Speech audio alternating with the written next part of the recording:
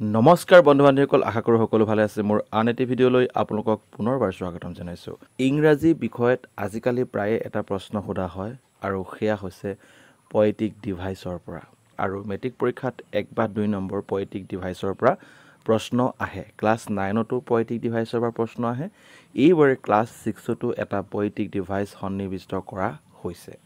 গতিকে পয়েটিক ডিভাইচনো কি ইয়াক কিয় প্ৰয়োজন হয় পয়েটিক ডিভাইচ মানে হৈছে এনেকুৱা এটা freedom ইয়াত লিখা আছে the methods and techniques which are used by the poet or the writer to enhance the meaning sound and impact on the readers যেটো কবিতা আবৃত্তি কৰা হৈছে যেটো লিখনি তাত লিখা হৈছে সেই লিখনিটোৰ প্ৰতি যেটো ৰিডাৰ থাকিব যি পঢ়ুতা থাকিব সেই পঢ়ুতাৰ মনটো আকৰ্ষণ কৰে তাৰ যেটো সাউন্ড তাৰ যেটো মিনিং হে মিনিংটো অলপ বেছি অ্যাট্ৰাক্টিভ কৰি দিয়ে আৰু poetic device can heighten the emotional impact of the poem making it more powerful and memorable so এই যেটো poetic device এই poetic device এ মানুহৰ আবেগৰ যেটো প্ৰভাৱ পৰে সেই প্ৰভাৱটো অলপ শক্তিশালী কৰি তুলিলে আৰু লগতে সেই কবিতাটো মনত থকাত আমাৰ বহুত সুবিধা হয় গতিকে আহক প্ৰথমতে আমি poetic device কি আছে এবোৰ চাই লওঁ প্ৰথম যেটো poetic device আছিলে ইয়াত মই লিখিছো alliteration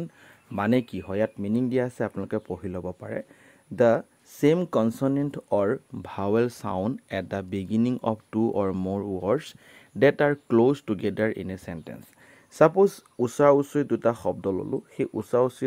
শব্দৰ ইয়াত l টো আৰু ইয়াতো l টো ৰিপিট হোৱা দেখা গৈছে ঠিক একে ধৰণে যদি আমি ইয়াতো এটা কালাৰ কৰি থোৱা আছে এই শব্দ দুটা চক নাও দা নেম গতিকে নাওৰ beginning letter to n ইয়াত নেমৰো beginning letter to কি হৈছে n যেনেকৈ কল হিম ক্লাষ্টাৰ গতিকে ইয়াতো c আছে ইয়াতো c আছে তেনেকুৱা ধৰণৰ যেতিয়া শব্দ দেখা পোৱা যাব তেতিয়া আমি কম যে ইয়াত alliteration poetic device ইউজ কৰা হৈছে সেকেন্ডলি আৰু এটা poetic device মই সন্নিহিত কৰিছো হেতু হৈছে assonance assonanceৰ ক্ষেত্ৰত আপুনি এই কবিতাটোৰ এই লাইনটো চক এই লাইনটোত মই কালাৰ কৰি দিয়া আছে লেটাৰ I মানে বেছিভাগ লেটাৰ ইয়াত কি হৈছে I টো পাৰ্মানেন্ট হৈছে বা I টো ৰিপিট হৈ আছে প্ৰতিটো শব্দতেই আমি প্ৰায়ভাগ শব্দতে তাৰমানে I টো দেখা পাইছো গতিকে I হৈছে এটা ভাৱেল আৰু যেতিয়া ভাৱেলৰ সাউন্ডটো বা ভাৱেলৰ লেটাৰটো যদি ৰিপিট হৈ থাকে তেতিয়া হলে তাত assonance যেটো poetic device এটো ইউজ কৰা হৈছে বুলি আমি কম তাৰ পিছত আহিলে আন এটা poetic device এটো হৈছে consonance তো শব্দটো শুনিয়ে হয়তো অলপ গম পাইছো কনসনেন্স অৰ্থাৎ কনসনেন্টৰ পৰা আহিছে তো আকৌ এই লাইনটো ভালকে মন কৰক ইয়াত চক l টো যেটো কনসনেন্ট হয় ইয়াতো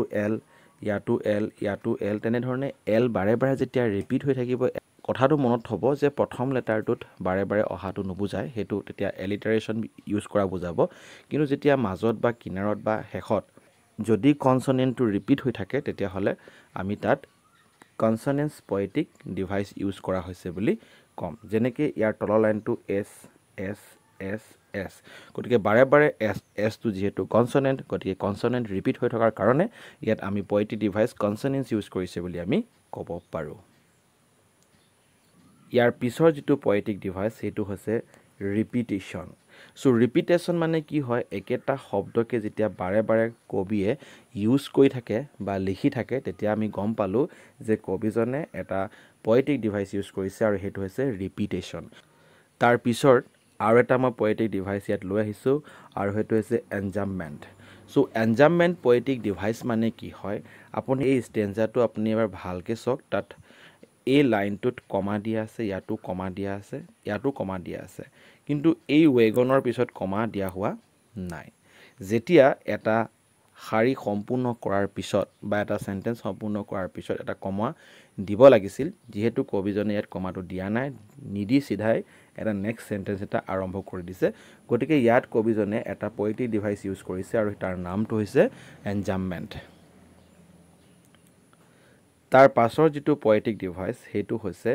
simile আৰু মেটাফৰা দুইটা বস্তু প্ৰায় একে ধৰণৰ হয় আমি কথাটো স্পষ্ট কৰি ল'ব লাগিব কোনটো সিমিলি হয় আৰু কোনটো মেটাফৰা হয় যেতিয়া আমি কোনো এটা বস্তু বা ব্যক্তিক আমি কোনো আন এটা বস্তু বা ব্যক্তিৰ লগত তুলনা কৰো তেতিয়া দুইটাৰ ক্ষেত্ৰত আমি সিমিলি শব্দটো ব্যৱহাৰ কৰোঁ কিন্তু কথা হ'ল যেতিয়া লাইক আৰু এজ শব্দৰে যেতিয়া কাৰোবাক তুলনা কৰা হয় তেতিয়া তাত আমি সিমিলি পয়েটিক ডিভাইচ ইউজ কৰিছে বুলি ক'ম এতিয়া ইয়াতে আপুনি এটা সেন্টেন্স হক mouth like a fire place মানে মুখখনক ফায়াৰ প্লেসৰ লগত তুলনা কৰিছে কিন্তু তুলনা কৰোতে ইয়াত কি লিখা আছে লাইক লিখা আছে সেই কাৰণে ইয়াত পয়েটিক ডিভাইচ কি ইউজ কৰা আছে সিমিলি ব্যৱহাৰ কৰিছে তাৰ পিছত যেতিয়া আপুনি আৰু এটা সেন্টেন্স চাব ইয়াতে মন কৰক লগতে লিখা আছে চিমনি ফৰ এ নোজ মানে নাকটো কিহৰ লগত তুলনা কৰিছে চিমনিৰ লগত তুলনা কৰিছে কিন্তু ইয়াত তুলনা কৰোতে লাইক বা এজ শব্দটো ব্যৱহাৰ কৰা হোৱা নাই সেই কাৰণে ইয়াত পয়েটিক ডিভাইচ কি ইউজ কৰা হৈছে মেটাফৰ ইউজ কৰা হৈছে তাৰ পিছত যেটো পয়েটিক ডিভাইচ আছে সেই পয়েটিক ডিভাইচটো হৈছে অক্সিমৰন পয়েটিক ডিভাইচ মানে কি যেতিয়া দুটা বিপৰীত শব্দ একেলগে দিয়া হয় ইয়াত চাব দেই পেট মানে ঘৰুৱা আৰু ড্ৰেগন যেহেতু ঘৰুৱা জীৱ-জন্তু কেতিয়াও হ'ব নোৱাৰে গতিকে পেট ড্ৰেগন বুলি কৈ দিয়াৰ লগে লগে ইয়াত কবিজনে এটা পয়েটিক ডিভাইচ ইউজ কৰিছে তাৰ নামটো হৈছে এক্সোমৰন তাৰপিছত ইয়াত আকৌ এবাৰ ভালকৈ চাওক তলত লিখা আছে কোৱাইট ৰেজ কোৱাইট মানে হৈছে শান্ত আৰু ৰেজ মানে হৈছে খং গতিকে শান্ত খং বুলি যে এনে ধৰণে যে লিখি দিলে তাৰ মানে ইয়াত কি ব্যৱহাৰ কৰা হৈছে এক্সোমৰন পয়েটিক ডিভাইচ ইউজ কৰা হৈছে ইয়াৰ পিছত আপুনি এই ষ্টেঞ্জাটো ভালকৈ মন কৰক মই ইয়াত কালাৰ কৰি দিছোঁ এণ্ড তাৰমানে ইয়াত বিগিনিং যিটো আখৰ আছে বিগিনিং আখৰটো সেম যেতিয়া বিগিনিং আখৰটো এনেকৈ সেমকৈ ইউজ কৰা হয় তেতিয়া তাত পয়েটিক ডিভাইচটো এনাফৰা ইউজ কৰা হৈছে বুলি আমি ক'ম ইয়াৰ পিছৰ এটা পয়েটিক ডিভাইচ লৈ আহিছোঁ আৰু সেই পয়েটিক ডিভাইচটো হৈছে personification a tiger in the zoo কবিতাটো যদি আপুনি পঢ়ে এই লাইনটো এই ষ্টেঞ্জাটো পাব তাতে লিখা আছে হি ষ্টলকস ইন হিজ ইয়াত হি মানে সেই টাইগাৰটোক বুজাইছে আৰু টাইগাৰ যিহেতু ব্যক্তি নহয় বা কোনো মানুহ নহয় যে তাক আমি হি প্ৰনাউন্সেৰে তাক নিৰ্দেশ কৰিম ইয়াত টাইগাৰ বুজাবলৈ আমি যেতিয়া হি প্ৰনাউন ব্যৱহাৰ কৰিছোঁ বা হিজ প্ৰনাউন ব্যৱহাৰ কৰিছোঁ তেনেধৰণে যেতিয়া আমি প্ৰনাউন্স ব্যৱহাৰ কৰিম তেতিয়া তাত কি বুজাব পাৰ্চনিফিকেশ্যন কৰা বুজাব গতিকে ইয়াৰ পয়েটিক ডিভাইচ হৈছে পাৰ্চনিফিকেশ্যন ইয়াৰ পিছত আহিলে আন এটা গুৰুত্বপূৰ্ণ পয়েটিক ডিভাইচ যাক কোৱা হয় পয়েটিক লাইসেন্স বুলি কোৱা হয় পয়েটিক লাইসেন্সে কবিজনক এটা ফ্ৰীডম দিয়া হয় মানে নীতিৰ মানে বিৰুদ্ধে গৈ পিনে কেতিয়াবা লিখিব পাৰে যেনেকৈ ধৰি লোৱা ইয়াত ৰিয়েলিও মানে আচলতে ৰিয়েলি হয় তাৰমানে আৰু ট্ৰুলিও মানে হৈছে ট্ৰুলি গতিকে ট্ৰুলি ইউজ নকৰি ট্ৰুলিও ইউজ কৰিছে কাৰণ কবিতাটোৰ যিটো সাউণ্ড সেই শুনিবলৈ যাতে ভাল লাগে সেই ভাল লগাৰ ক্ষেত্ৰত কবিজনে এই শব্দকেইটা ব্যৱহাৰ কৰিছে যেনেকৈ আমি কিছুমান ক্ষেত্ৰত উইন্ডোটো ব্যৱহাৰ নকৰি কবিয়ে কি কৰে উইণ্ডা বুলি ব্যৱহাৰ কৰি দিয়ে গতিকে উইণ্ডা ব্যৱহাৰ কৰিলেও আমি বুজি পাইছোঁ তাত পয়েটিক ডিভাইচ অৰ্থাৎ পয়েটিক লাইসেন্স ইউজ কৰিছে ইয়াৰ পিছৰ পয়েটিক ডিভাইচ এটা লৈ আহিছোঁ সেইটো হৈছে